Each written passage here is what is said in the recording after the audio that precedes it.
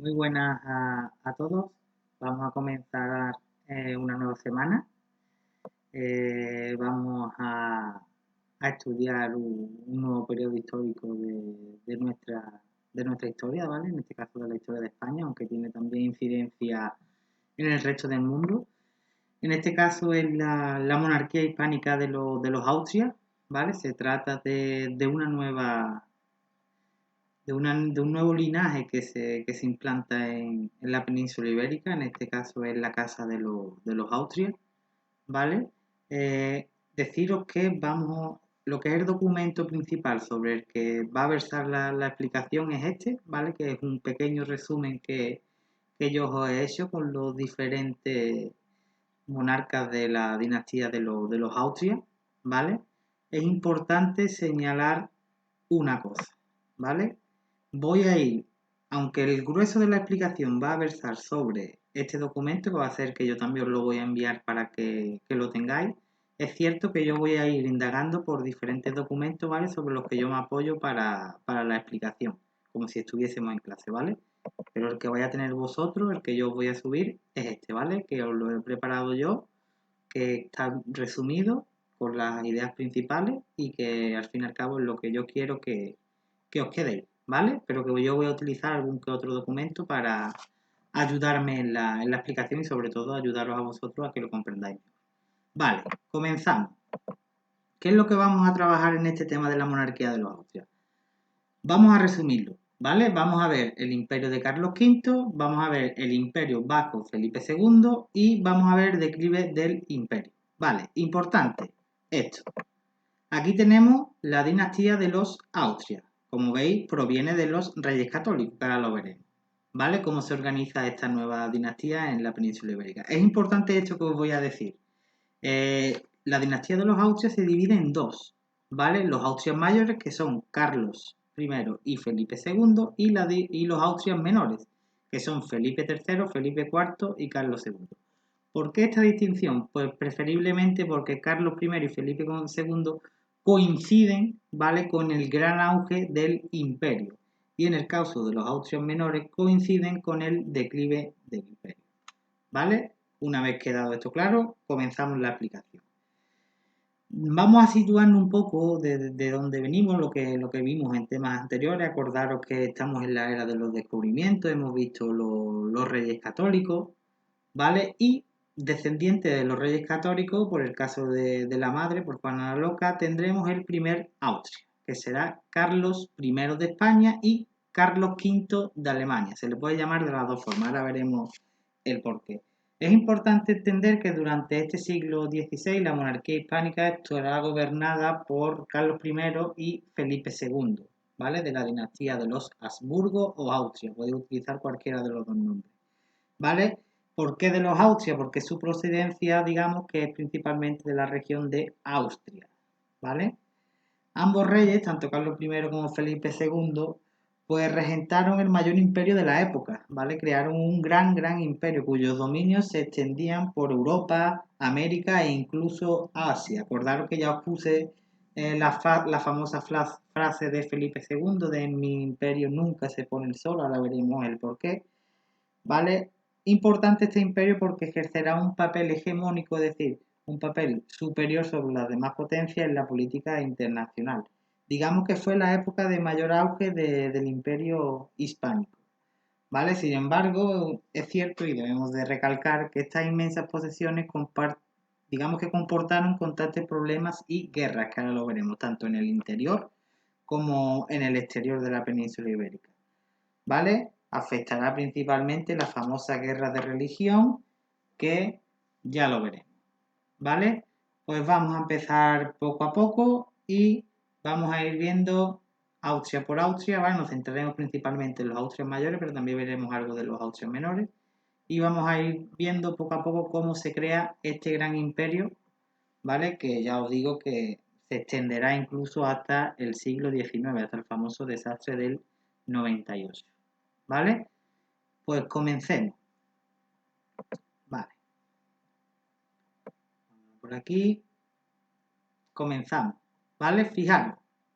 Esta será la famosa herencia que recibirá Carlos de Habsburgo, ¿vale? O como nosotros lo llamamos, Carlos I de España o Carlos V de Alemania. Este monarca, ¿vale? De la casa de los Austria o Habsburgo recibirá una gran herencia. Esa herencia le permitirá crear un vasto imperio. Ahora veremos el mapa, ¿vale? Esta herencia la recibirá tanto por parte materna como por parte paterna, ¿vale?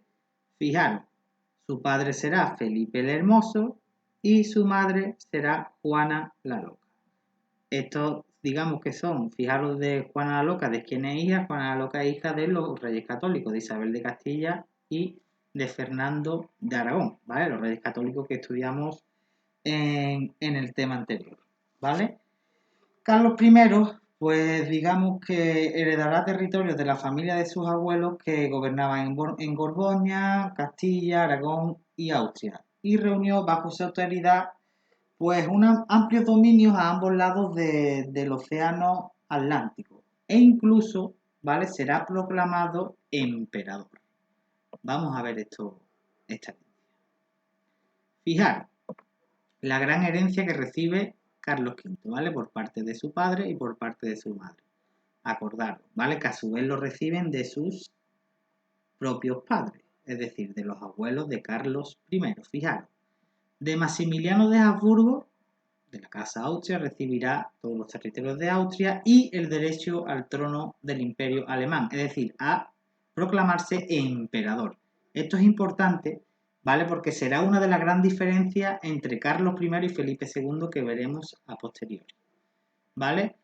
Por parte de su abuela, ¿vale? Paterna, recibirá Países Bajos, Luxemburgo y el Franco Condado.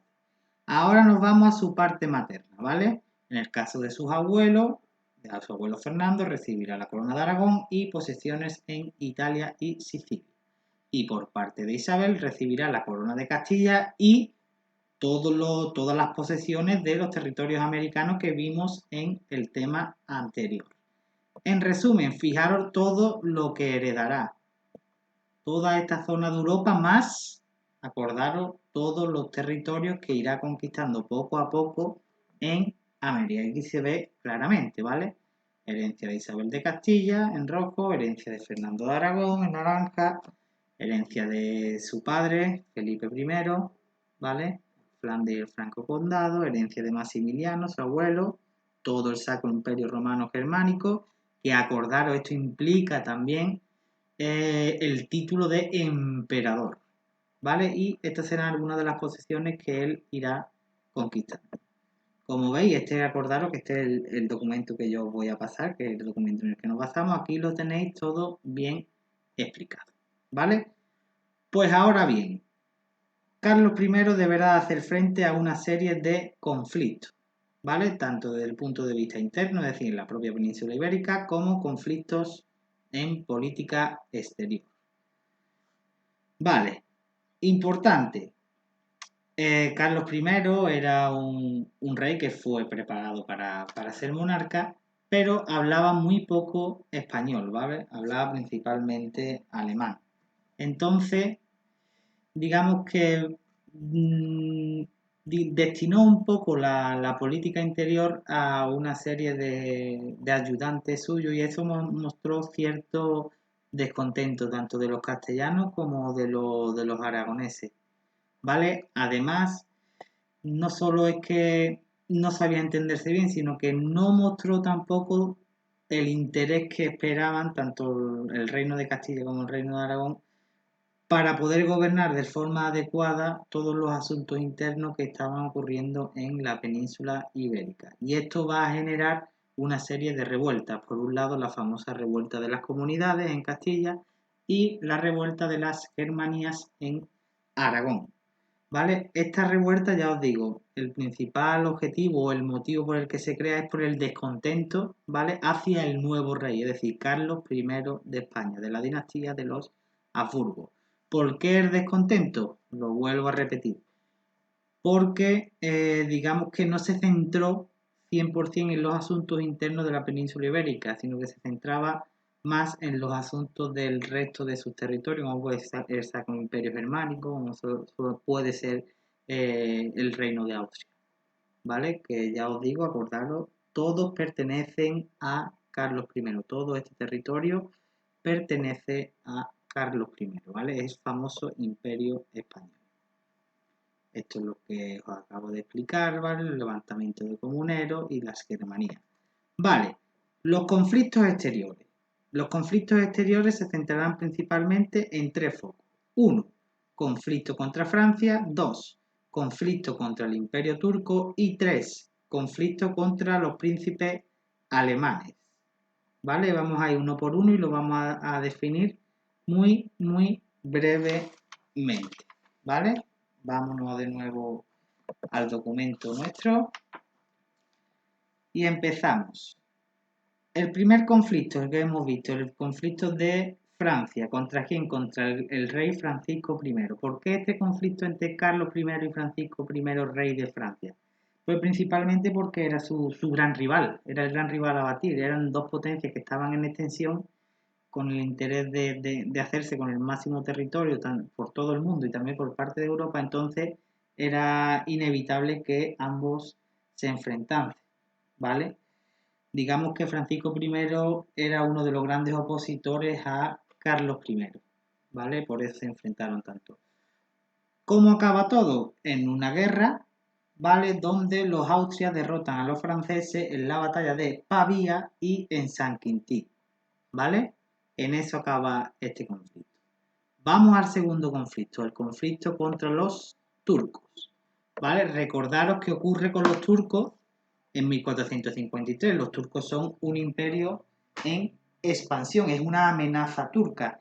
No solo es un imperio en extensión, sino además son dos religiones opuestas, porque uno de los principales objetivos de Carlos I es extender el cristianismo por todo el mundo. Por lo tanto, y acordaros que los turcos eran musulmanes, por lo tanto son dos rivales que se van a enfrentar. Y a eso hay que sumarle, ¿vale?, el interés por el dominio del Mediterráneo.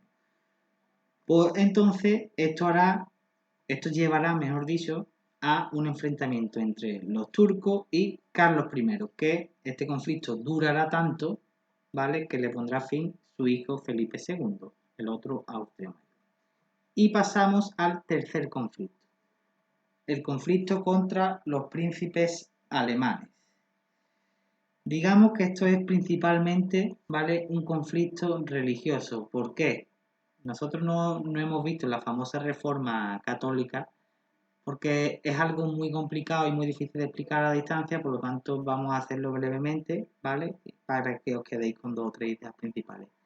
A ver, en torno a 1500, ¿vale?, va a empezar a aparecer una nueva doctrina en la religión, los famosos protestantes, ¿vale?, la religión católica, que digamos que se centrará principalmente en establecer una nueva vía de la cristiandad, ¿vale? Una vía más austera, más cercana a la población, ¿vale? Aparecerá Martín Lutero, aparecerá Calvino. Total, que digamos que el cristianismo se ramifica, ¿vale? Carlos I es defensor a ultranza del catolicismo apostólico romano, ¿vale? Y se enfrentará tanto a los príncipes alemanes que apoyaban a Lutero como al calvinismo, ¿vale? Esto será principalmente en las zonas de Flandes y de Alemania. Y que acabará con la famosa paz de Habsburgo, ¿vale? Nosotros nos quedamos con eso y listo. Esta paz de Habsburgo reconoce la libertad religiosa en Alemania, es decir, todos los habitantes de la zona de Alemania pueden elegir si quieren la religión protestante o si quieren la religión católica tradicional cristiana, ¿vale? Pues Carlos I, ¿vale?, fallecerá y le sucederá su hijo Felipe II, ¿vale? Es cierto que antes de que fallezca Carlos I, le cederá el trono a su hijo Felipe II y este se retirará al monasterio de Yuste. Carlos I se retirará al monasterio de Yuste y allí se dedicará a vivir, ¿vale?, hasta que encuentra el final de sus días. Vamos ya con el segundo Austria, Felipe II. Importante, Felipe II heredará todos los territorios excepto de su padre, Carlos I, acordaros, excepto Austria, Alemania, y además no heredará el título de emperador porque Carlos I, es decir, su padre, se lo dará a su propio hermano, ¿vale? Y a su hijo le dará todo su territorio, excepto Austria, Alemania y el título de emperador. Vamos a ver brevemente y rápidamente el mapa que hereda, fijaros. Esto es lo que hereda Felipe II, ¿vale? Fijaros, por esa es la famosa frase de Felipe II de mi imperio nunca se pone el sol, porque todo lo que está en morado es territorio que pertenece a Felipe II, también zonas de aquí. Por lo tanto, cuando aquí es de noche, aquí es de día y viceversa, ¿vale? Por eso la famosa frase. ¿Ok? Espero que más o menos llevéis las cosas claras, ¿vale? Felipe II heredó de su padre todos los territorios, excepto lo que hemos dicho antes, Austria y Alemania, y el famoso título de emperador que Carlos I se lo dará a su hermano, ¿vale? Recordemos eso. Pero ¿cuál es la diferencia de Felipe II? Que Felipe II sí, digamos que se educará en España y entonces le mostrará, pues principalmente todo el interés suyo irá a gobernar España, a gobernar la península ibérica, el reino de España. Es decir, se interesará principalmente por los asuntos hispánicos. ¿Vale? Bien, continuamos. Aquí tenemos una imagen de Felipe II, ¿vale? El otro Austria Mayor, ¿vale? Principales funciones que hará Felipe II, pues consolidará la monarquía autoritaria, convertirá a Madrid, ¿vale?, en capital y gobernará personalmente ayudado por diferentes funcionarios, ¿vale?, lo que nosotros denominamos burocracia, acordamos que lo vimos en el tema de los Reyes Católicos, ¿vale?, y consolidará una serie de consejos, que es lo que vamos a ver ahora, ¿vale? Fijaros que lo tengo aquí. Estos son los famosos. Esta es la monarquía autoritaria que instaurará, ¿vale?, Felipe II en la península ibérica, en el reino de España, ¿vale? Acordaros también que con Felipe II España se anexiona a Portugal gracias a acuerdos matrimoniales, acordaros de eso, ¿vale? Aquí tenemos algunos de los consejos que creará para gobernar. Digamos que estos consejos, la principal función que tiene es asesorar al rey. Fijaros, en asuntos de Estado, en asuntos de guerra, en asuntos de hacienda, en asuntos de cruzadas, órdenes militares, inquisición y en los diferentes territorios que dominara. Acordaros que vimos en el tema anterior el famoso Consejo de India, ¿vale? Lo tenemos aquí, que es el que se dedicaba a los asuntos del territorio americano, ¿vale? Estamos aquí. Esto es lo que acabamos de explicar, ¿vale? Y lo que se nos ha olvidado es que Felipe II empezará a construir el famoso Palacio del Escorial, ¿vale? De donde él gobernará todo su vasto territorio, que es este que tenemos aquí, ¿vale? Espero que vaya todo medio claro. Al igual que su padre, Felipe II, pues se tendrá que enfrentar a una serie de problemas, tanto internos como externos, ¿vale? En el caso interno, Felipe II se implicará principalmente, ¿vale?, en la política religiosa. Él querrá realizar una limpieza religiosa de herejes en la península ibérica. ¿Qué es lo que hará? ¿Cuáles serán las medidas de esta política religiosa? Pues fijaros, prohibición de importar libros extranjeros. Acordaros de la importancia de la imprenta de Gutenberg para extender el conocimiento, ¿vale? Pues él lo prohibirá, esa entrada de libros extranjeros. El fomento de la Inquisición, acordaros de lo que era la Inquisición, ¿vale? Y la imposición, ojo a esto, de la pureza de sangre. ¿Eso qué es? Prohibición de ostentar cargos a quienes tuvieran antepasados judíos o musulmanes. Esta idea es que todos aquellos que tengan ascendientes, tanto judíos como musulmanes, no podrán ocupar altos cargos, ¿vale? Con eso nos quedamos.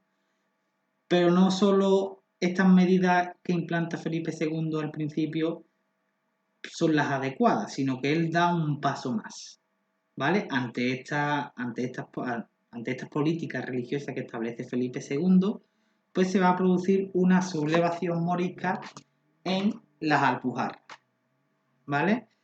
En el 1568 la población morisca de Granada, acordaros quiénes eran los moriscos, ¿vale? Musulmanes que decidieron convertirse al cristianismo y quedarse en territorio cristiano, ¿vale? Pues esa población morisca de Granada se va a rebelar contra la pérdida de sus derechos a partir del reinado de los reyes católicos, ¿vale? Acordaros que ya se habían expulsado a los judíos y tal, ¿vale?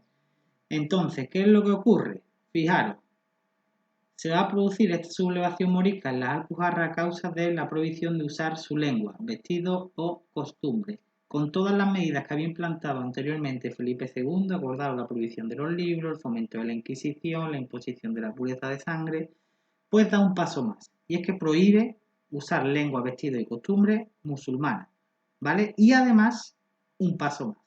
Debido a esta sublevación que se produce en la Alpujarra, ¿vale? La Alpujarra es una zona montañosa de Granada, va a expulsar a todos los moriscos granadinos, ¿vale? Que serán dispersados por toda la península. Esto es en política religiosa. Ahora pasamos a política exterior. Bien, como ya dije antes, va a continuar la guerra contra los turcos, aunque finalmente Felipe II derrotará a los turcos y mejor dicho, instaurará el control del comercio en el Mediterráneo del lado de la monarquía hispánica en la batalla de Lepanto, ¿vale?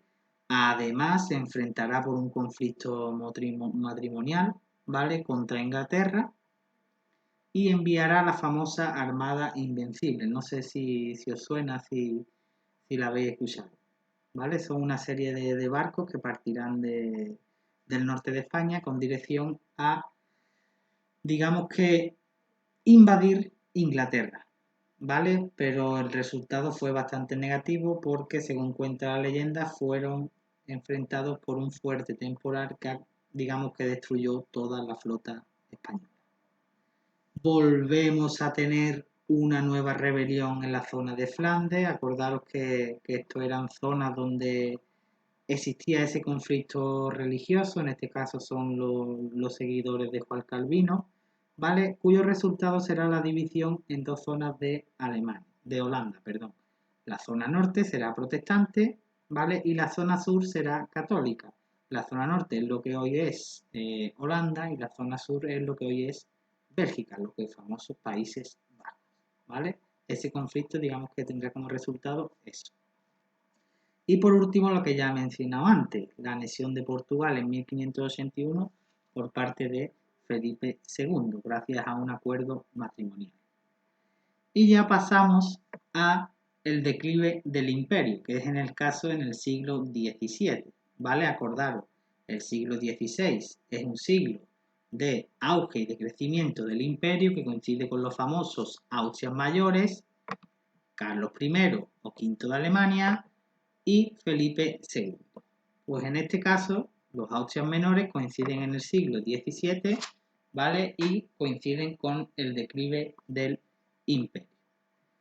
Importante, ¿vale? Los Austrias menores son Felipe III, Felipe IV y Carlos II. Estos monarcas, digamos que dejarán el gobierno en manos de los válidos, ¿vale? Los válidos, digamos que era una especie de primer ministro que contaban con la total confianza del monarca y que se encargaban de dirigir el imperio, ¿vale? El rey tomaba algunas decisiones, pero principalmente las decisiones eran tomadas por sus válidos, ¿vale? Era como una especie de virrey de los que ya hemos visto. Entonces, cada monarca tendrá algún válido, uno o más de uno, ¿vale? Pero siempre habrá uno que destaque más sobre otro. Fijaros, en el caso de Felipe III, el válido al que le encarga la dirección de su gobierno es el duque de Lerma, ¿vale? Normalmente siempre serán personas que provienen de la alta nobleza, ¿vale?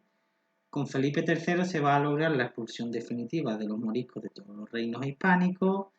Digamos que Ya con Felipe III comenzará el declive del imperio, se comenzará a perder territorios, pero será sobre todo con Felipe IV cuando el imperio español se comenzará a ya derrumbarse, empezará ya a adentrarse en terreno fanganoso, ¿vale? Fijaros, el conde duque de Olivares será el valido de Felipe IV, ¿vale?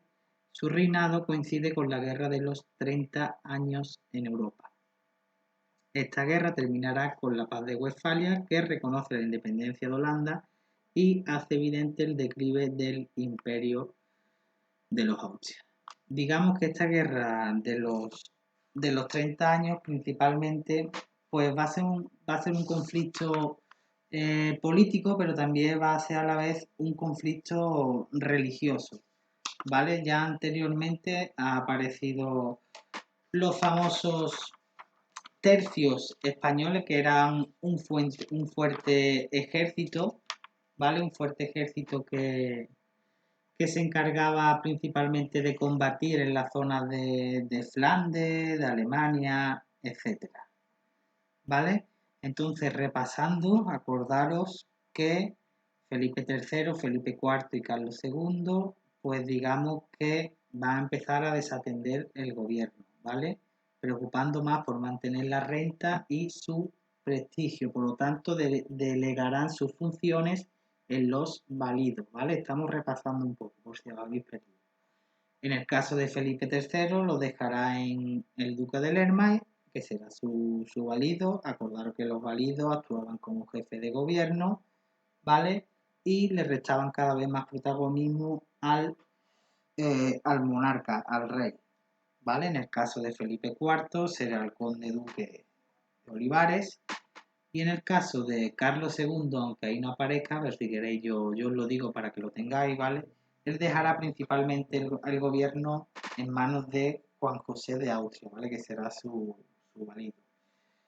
Sé que no hemos quedado en Felipe IV, pero es importante porque se me había pasado recalcar una serie de por qué entra en declive el imperio, ¿vale? Va a empezar a haber una cierta quiebra financiera, ya hemos visto que por la guerra se va a empezar a desmembrar el ejército, se va a empezar ya también a perder territorio, ¿vale? Hemos estado hablando en Felipe IV con la guerra de los 30 años.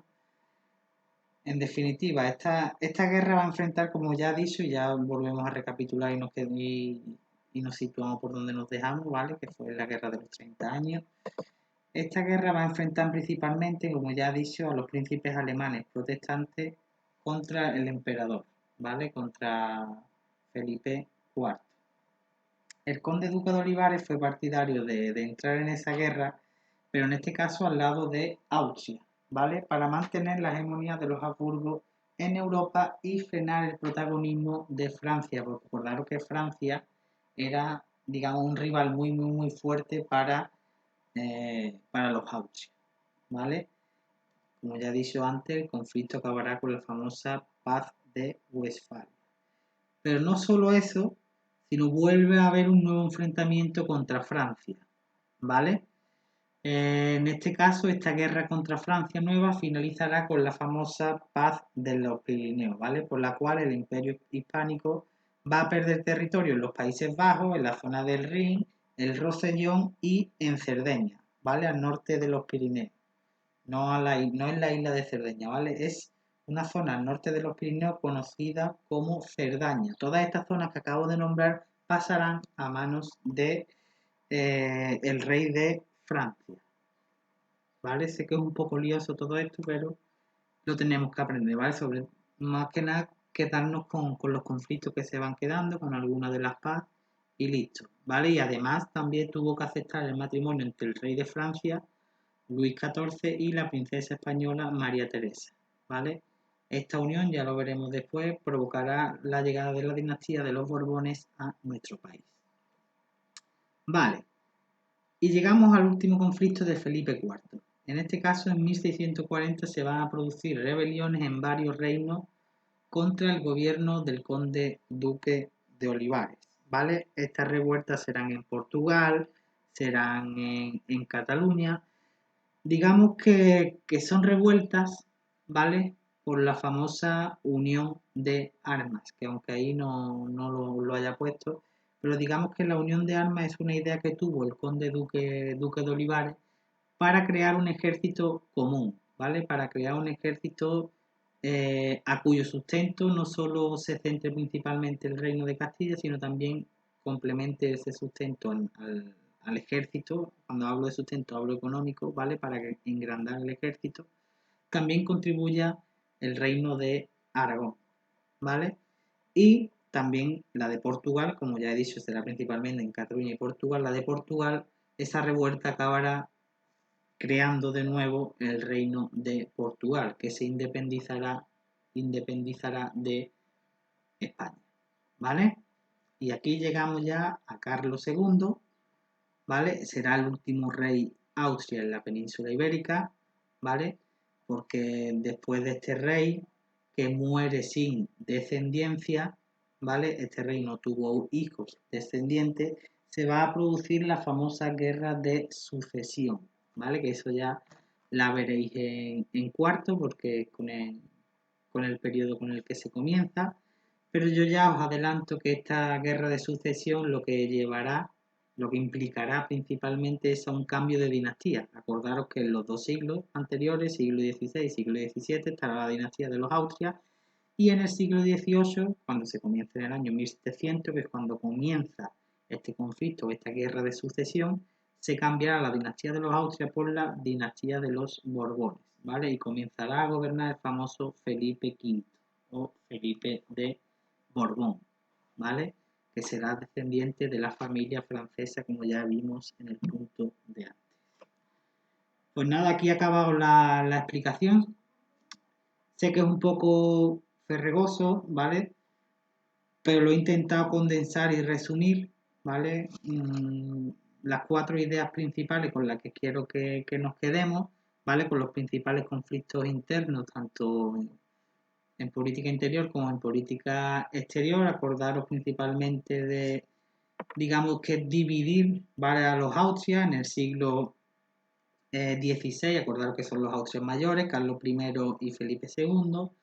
Y en el siglo XVII, acordaros que son los Austrias menores, que ya comienza el declive del imperio, ¿vale? La quiebra económica, la pérdida de territorio, la lucha fraguante contra Francia, que hará que disminuamos como imperio, ¿vale? Que corresponderá con los Austrias menores, Felipe III, Felipe IV y Carlos II. Y acordaros que una de las características principales de este periodo de los Austrias menores es que delegarán, ¿vale? O darán la función de gobierno a los famosos válidos, ¿vale? Y que cada uno tiene uno. En el caso de Felipe III es el duque de Lerma, en el caso de Felipe IV es el conde duque de Olivares y en el caso de Carlos II es Juan II de Austria, ¿vale?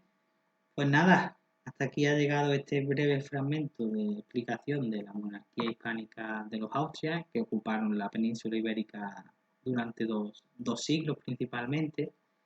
¿Vale? Que acordaros que coincide con el mayor periodo hegemónico de España en todo el mundo, ¿vale? Acordaros la famosa frase de Felipe II, todo el territorio que abarcó, y que todo esto pues generará, digamos que cierta envidia en ciertos reinos de Europa y que esto llevará a una conflictividad. Acordaros también, es muy importante entender el conflicto religioso, ¿vale? Las dos nuevas vías que salen en la religión católica, ¿vale? Por un lado estarán los austrias que defenderán digamos que la religión católica pura, la apostólica romana, ¿vale? Y acordaros de la nueva vía que se abre, que es la del protestantismo, de la mano de Lutero, de Calvino, que lo que intenta es reformar un poco la iglesia, ¿vale? Reformar desde el punto de vista que se vuelva más austera, que se acerque un poco más al pueblo, etc. ¿Vale? Y nada, con esto pues espero que lo hayáis entendido y cualquier duda ya sabéis que podéis contactar conmigo lo que queráis, ¿vale? Un saludo y feliz semana.